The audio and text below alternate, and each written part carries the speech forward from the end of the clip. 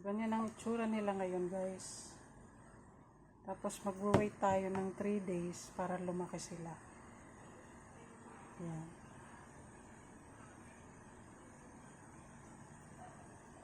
Lalaki yan. So, ito pala yung lobster.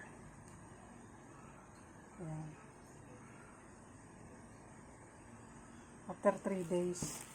Tapos everyday papalitan natin ng ito snakes. Snake. Yan.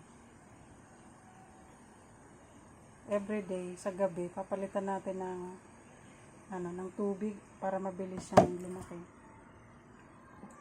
Tapos ito naman yung alligator. Yan.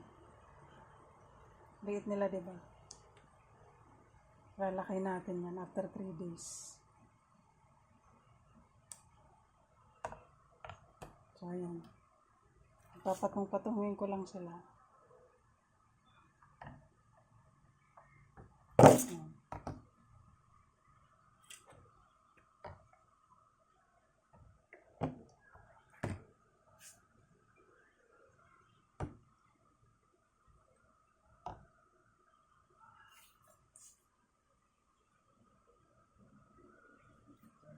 Kasi meron na ako napalaki, guys, na isa, yung centipede.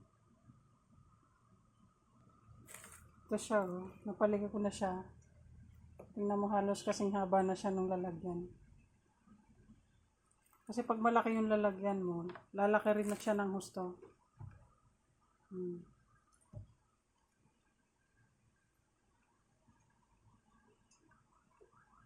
Malaki na siya.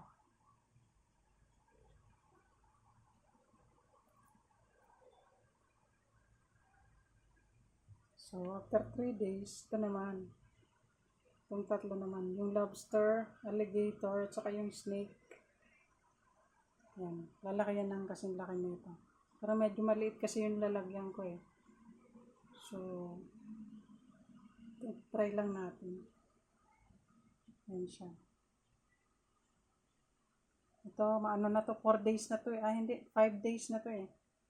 So, na siya talaga. Lumaki na ng gusto. Hintayin natin yung tatlo. Sabay-sabay yan. So, every night, papalitan natin ng tubig. So, until then, pag yung tatlong yan, lumaki na kasing laki na nito. Diba? So, see you then.